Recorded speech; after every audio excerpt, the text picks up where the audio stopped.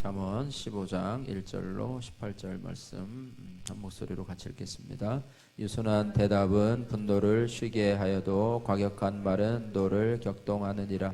지혜 있는 자의 혀는 지식을 선히 베풀고 미련한 자의 입은 미련한 것을 쏟느니라. 여호와의 눈 어디서든지 악인과 선의를 감찰하느니 온순한 혀는 곧 생명나무이지만 패역한 혀는 마음을 상하게 하느니라. 아비의 훈계를 업신여기는 자는 미련한 자요 경계를 받는 자는 슬기를 얻는 자니라. 의인의 집에는 많은 보물이 있어도 악인의 소득은 고통이 되느니라. 지혜로운 자의 입술은 지식을 전파하여도 미련한 자의 마음은 정함이 없느니라. 악인의 제사는 여호와께서 미워하셔도 정직한 자의 기도는 그가 기뻐하시느니라. 악인의 길은 여호와께서 미워하셔도 공의를 따라가는 자는 그가 사랑하시느니라. 도를 배반하는 자는 엄한 징계를 받을 것이요 견책을 싫어하는 자는 죽을 것이니라. 스올과 아바돈도 여호와 앞에 드러나거든 하물며 사람의 마음이리요 거만한 자는 견책받기를 좋아하지 아니하며 지혜 있는 자에게로 가지도 아니하느니라. 마음의 즐거움은 얼굴을 빛나게 하여도 마음의 근심은 심령을 상하게 하느니라. 명철한 자의 마음은 지식을 요구하고 미련한 자의 입은 미련한 것을 즐기느니라. 고난받는 자는 그날이 다 험악하나 마음이 즐거운 자는 항상 잔치하느니라. 가산이 적어도 여호와를 경외하는 것이 크게 부하고 번뇌하는 것보다 나으니라. 채소를 먹으며 서로 사랑하는 것이 살진 소를 먹으며 서로 미워하는 것보다 나으니라. 분을 쉽게 내는 자는 다툼을 일으켜도 노하기를 더디하는 자는 시비를 그치게 하느니라. 아멘.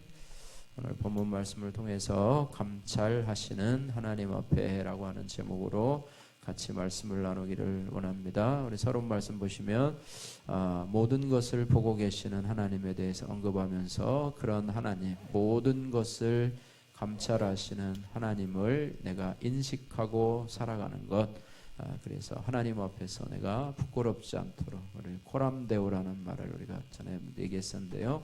하나님 앞에서 코람데오처럼 하나님 앞에서 부끄럽지 않도록 말하고 또 행동하는 것, 더 나아가서 부끄럽지 않도록 생각하고 말하고 행동하는 것까지 이루어져야 우리의 신앙이 온전히 이루어지게 될 줄로 믿습니다. 자, 먼저 1절, 2절 말씀 같이 한번 읽어보겠습니다. 1절, 2절. 유순한 대답은 분노를 쉬게 하여도 과격한 말은 격동하느니라. 지혜 있는 자의 혀는 지식을 선히 베풀고 미련한 자의 입은 미련한 것을 쫓느니라. 4절 말씀도 같이 읽겠습니다. 온순한 혀는 곧 생명나무이지만 패역한 혀는 마음을 상하게 하느니라. 자, 7절 말씀도 같은 내용인데 같이 읽습니다. 지혜로운 자의 입술은 지식을 전파하여도 미련한 자의 마음은 정함이 없느니라. 아멘. 서로 간에 그 말에 대해서 설명을 하면서 유순한 대답 서로 간에 어떤 말다툼이 오갈 때 유순하게 어떻게 내가 대답하느냐, 상대방에 대해서 화가 나서 막 그 감정이 섞인 말로 하다 보면 서로 간에 또 이런 갈등들이 더 심화되게 되고 다툼으로 이루어지게 되는데, 상대방이 아무리 감정적으로 얘기해도 내가 유순하게 대답한다면 그렇지요, 그러면요, 옳습니다 라고 하면서 아주 감정이 전혀 들어가지 않은 말로 유순하게 대답을 한다면 마치 스펀지처럼 아무리 두들겨도 들어갈 수밖에 없는 그런 스펀지와 같은 그런 말을 한다면 상대방의 분노를 쉬게 하지만은 과격한 말은 노를 격동해서 서로 다툼으로 가고 남자들 같은 경우 보면 몸싸움으로까지 가기도 하고 악한 말이 또 욕설이 막 나오기도 하고 그러는 경우를 많이 보게 됩니다. 그래서 우리의 유순한 대답, 상대방과의 관계 속에서 이런 부분들을 우리가 제어할 수 있다면 참 지혜로운 것이죠.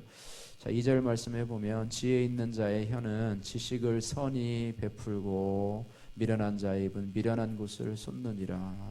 그래서 지난번에도 미련한 것이라고 하는 것이 뭐냐면 남의 비밀을 자꾸 누설하는 것, 이것이 참 미련한 것이라는 것을 알게 됩니다. 남이 우리가 지켜줘야 될 지식들을 남에게 자꾸 전파하는 것이 그렇고요. 지혜 있는 자의 혀는 그의 문제를 파악을 하고 위로하고 세워주는 입술이 바로 그런 모습이라고 볼 수 있습니다.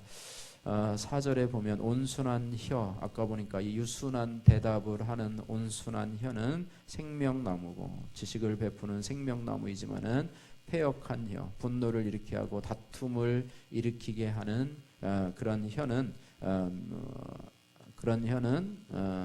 마음을 상하게 한다, 이렇게 말씀하고 있습니다. 7절에 보면 지혜로운 자의 입술은 지식을 전파하여도 미련한 자의 마음은 정함이 없느니라. 그래서 여기서 지혜로운 자, 우리가 지혜 있는 자가 되어서 말씀을 가진 자, 또 지혜 되신 하나님을 모신 자로서 우리가 살아갈 때 우리가 입술을 제어하고 또 유순하고 온순한 혀가 되어서 우리의 인간관계 속에서 오히려 복음을 전하고 또 그를 위로하는 그런 사람이 되어야 될 줄 믿습니다. 설명 말씀을 보시면 말에는 힘과 능력이 있습니다. 잠언에서 늘 이야기하는 그런 말씀이죠. 힘이 있고 능력이 있고 권세가 있습니다. 그래서 유순한 말로 분노를 가라앉힐 수가 있고요. 그죠? 온순한 말로 타인의 마음을 치유할 수가 있고, 지혜로운 말로 지식을 전할 수가 있습니다. 반대로 과격한 말은 분노를 유발하고요. 가시돋친 말로 타인의 마음에 상처를 입힐 수 있고, 어리석은 말로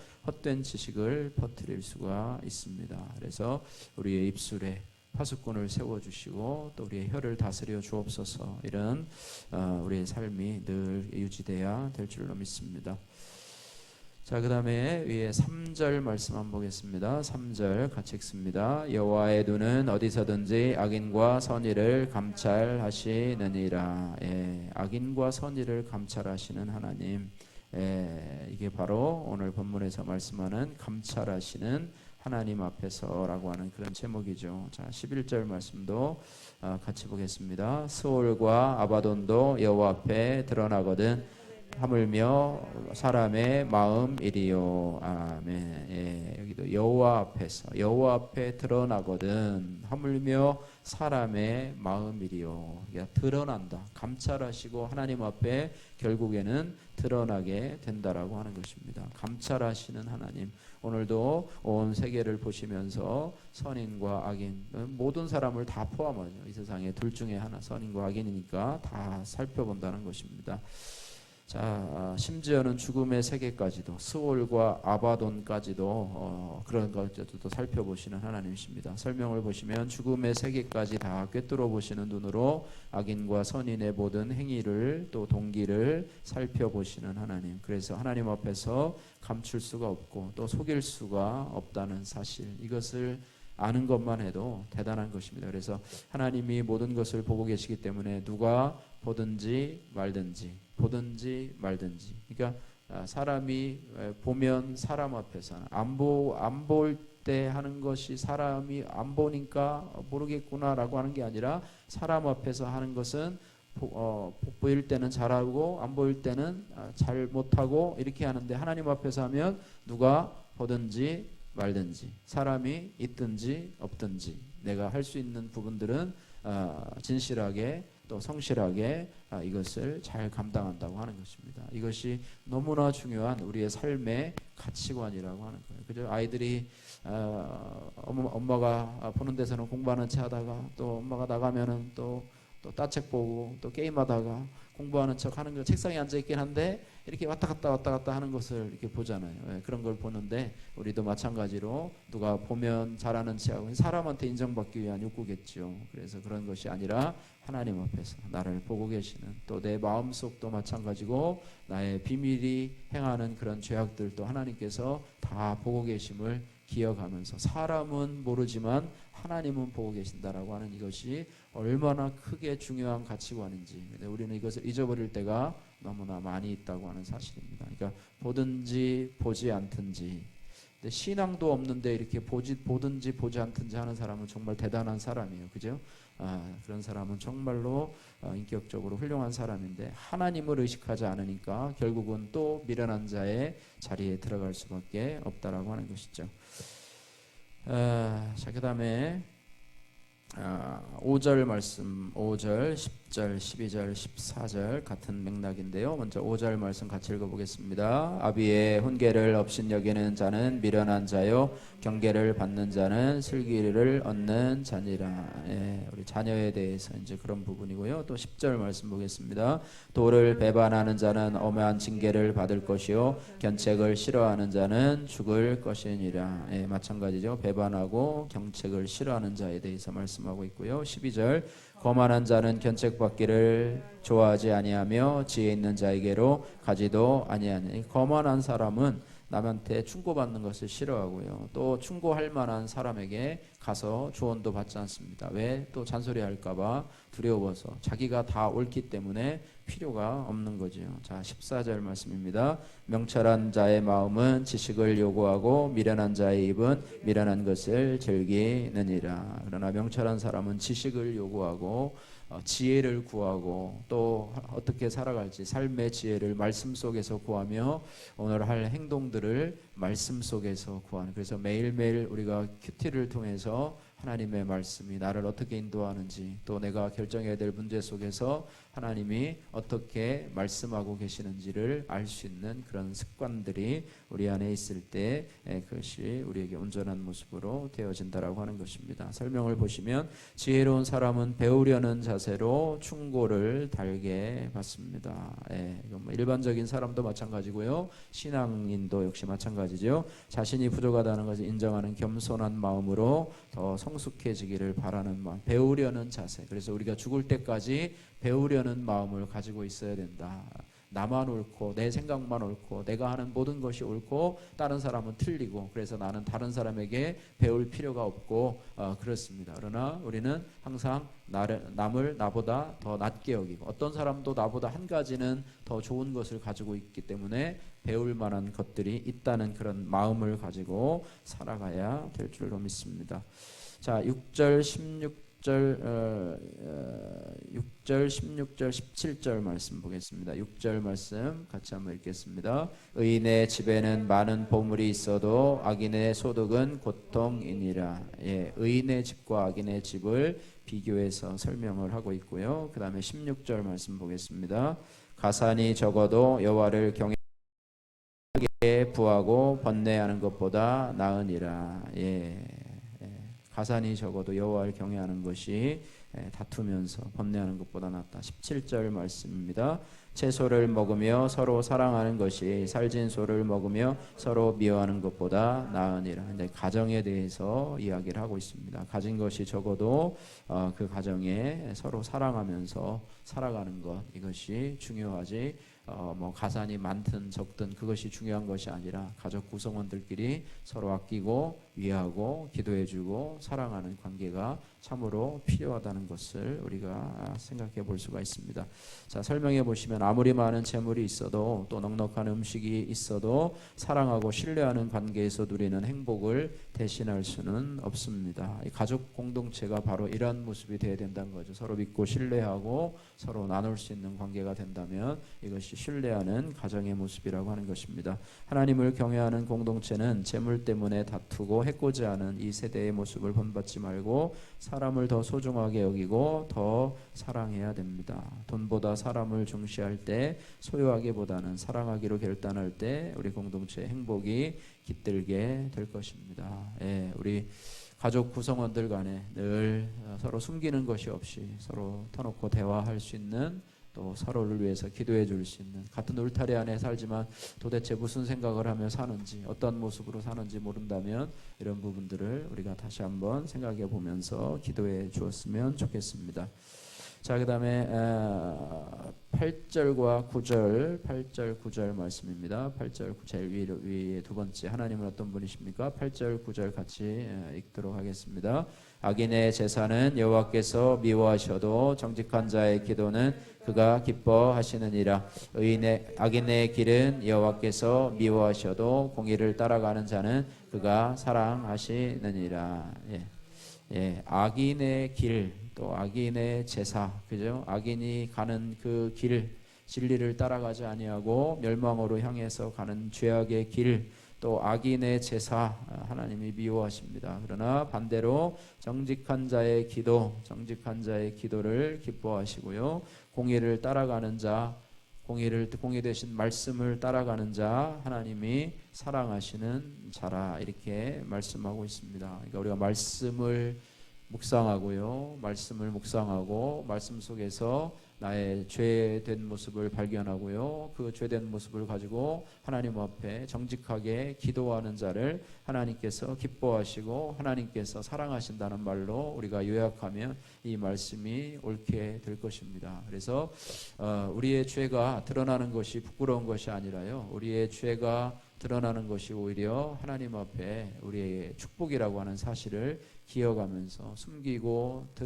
자꾸 감추려고 하지 말고 말씀 앞에 비출 때, 하나님의 죄가 드러날 때 그것을 가지고 정직하게 기도할 수 있는 저와 여러분들 되면, 그것이 바로 하나님이 기뻐하시는, 하나님이 사랑하시는 그런 의인의 모임이라고 하는 것입니다. 이번에 가서 의인이라고 하는 그런 우리가 의인의 길 시편 1편에도 의인의 길 뭐 이런 말이 있잖아요. 의인이라고 하는 뭐냐, 그러니까 의인은 뭐 말씀을 쫓아 살아가는 사람, 뭐 우리가 보통 이렇게 정의를 하잖아요. 그런데 의인이 뭐냐, 자신의 죄를 고백할 수 있는 모임들, 자신의 부끄러움을 드러낼 수 있는 모임들이 바로 의인들의 모임이다, 이렇게 정의를 하는, 반대로 가치관의 파괴를 느끼는 것을 보았는데요. 우리는 의인이기 때문에 나는 부족한 것이 없고 나는 뭐 다 괜찮고 이런 것이 아니라 말씀 안에서 하나님, 우리의 부끄러움이 드러날 때마다 하나님 앞에 그것이 복이라는 사실, 죄를 죄로 깨달을 수 있는 것이 복이고 죄를 죄로 알지 못하는 것이 무지요, 또 우리의 교만의 모습이라고 하는 것을 보게 됩니다. 자, 마지막으로 13절 15절 말씀 같이 읽고 말씀 마치겠습니다. 13절 말씀 읽겠습니다. 마음의 즐거움은 얼굴을 빛나게 하여도 마음의 근심은 심령을 상하게 하느니라. 즐거움과 근심에 대해서 말씀하고 있고요. 15절 말씀에 고난받는 자는 그날이 다 험악하나 마음이 즐거운 자는 항상 잔치하느니라. 마음이 즐거움, 마음의 평안함들, 이 부분에 대해서 말하는데, 마음의 평안은 어떻게 이루어지느냐, 그죠? 모든 염려를 주께 맡기라. 그리하면 모든 지각에 뛰어난 하나님의 평강이 그리스도 예수 안에서 너희 마음과 생각을 지키시리라. 너희 염려를 주님께 다 맡겨라. 그죠? 아무것도 염려하지 말고 오직 모든 일에 기도와 간구로 너희 구할 것을 하나님께 아뢰라. 그렇게 하면 하나님의 평강이 임하게 된다고 말씀하고 있는데, 염려를 자신이 끌어안고 있으면 그 안에 즐거움이 없죠. 왜냐하면 우리가 그것을 해결할 수 있는 능력이 없기 때문에 그렇습니다. 그러나 우리의 염려, 근심, 걱정, 두려움들을 하나님 앞에 다 맡기고 정직하게 하나님 앞에 맡기고 할 때, 하나님 앞에 우리의 근심과 염려의 보따리를 다 맡기니까 우리에게는 평안함이 있고 신뢰함이 있고 기쁨과 즐거움이 있는 것입니다.